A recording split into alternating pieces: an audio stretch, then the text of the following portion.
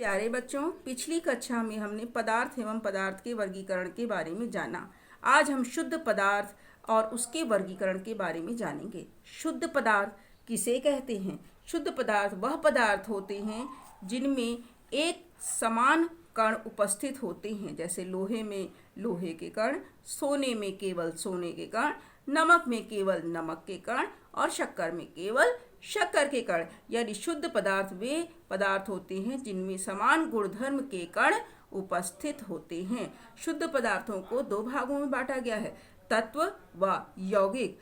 तत्व में केवल एक ही प्रकार के परमाणु उपस्थित होते हैं, जैसे लोहा, सोना, चांदी, तांबा। तत्व को पुनः हम परमाणु व अणु में विभाजित कर सकते हैं।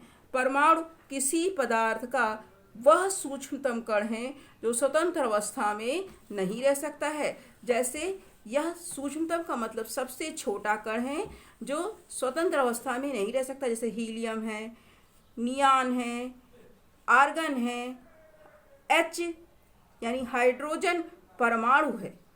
अणु अणु किसे कहते हैं? अणु तत्व के अणु समान परमाणुओं के संयोग से बनते हैं, अर्थात दो हाइड्रोजन जुड़ गए तो हाइड्रोजन का अणु, दो ऑक्सीजन जुड़ गए तो ऑक्सीजन का अणु, दो नाइट्रोजन जुड़ गए तो नाइट्रोजन का अणु।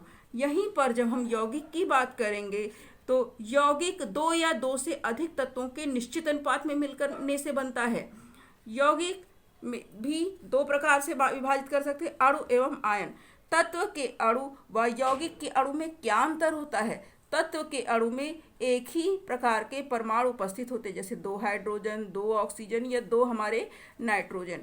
परंतु हमारा जो यौगिक का अणु होता है उसमें दो प्रकार के परमाणु उपस्थित होते हैं, जैसे H2O, इसमें हाइड्रोजन का भी परमाणु है व ऑक्सीजन का भी। सल्फर डाइऑक्साइड, इसमें सल्फर का भी है और ऑक्सीजन का भी है। इसका अर्थ हुआ कि तत्व के अणु में केवल एक ही प्रकार के परमाणु होते हैं और यौगिक के अणु में एक से अधिक प्रकार के परमाणु उपस्थित होते हैं।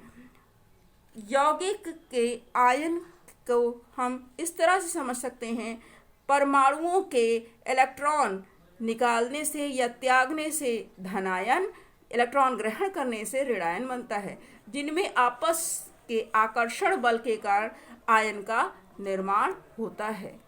इसको हम पुनः एक बार रिवाइज कर लेते हैं। सबसे पहले हमने देखा शुद्ध पदार्थ। शुद्ध पदार्थ की परिभाषा, केवल एक ही प्रकार के पदार्थ पाए जाते हैं और इनके सारे कण समान होते हैं, जैसे लोहा, सोना, नमक, शक्कर आदि।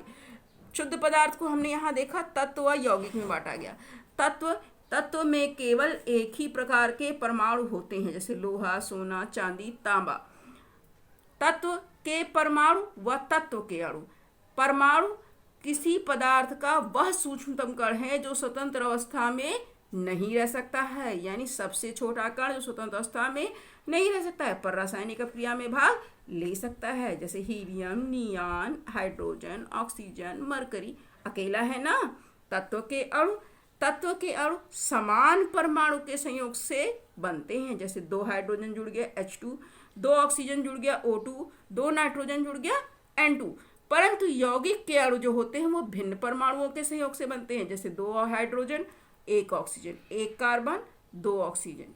यौगिक दो या दो से अधिक तत्वों के निश्चित अनुपात में मिलकर से बनता है, जैसे H2O, इसमें 2:1 हाइड्रोजन और ऑक्सीजन के मिलने से बना है। NH3 एक नाइट्रोजन व 3 हाइड्रोजन के मिलने से बना है। अर्थात यौगिक एक निश्चित अनुपात में दो या दो से अधिक तत्वों के मिलने से बनता है। आयन यौगिक वह परमाणु इलेक्ट्रॉन के त्याग से जो प्राप्त होते हैं, धनायन या इलेक्ट्रॉन के ग्रहण से ऋणायन बनते हैं, जिनमें आकर्षण बल के कारण हमारे आयन यौगिक का निर्माण होता है। यह हमारा पूरा चार्ट है जिसे हम एक साथ देख रहे हैं। शुद्ध पदार्थ, तत्व यौगिक, तत्व परमाणु अणु, यौगिक अणु, आयन, और ये इनकी परिभाषाएं हैं जिसको आपको ध्यान रखना है। धन्यवाद बच्चों।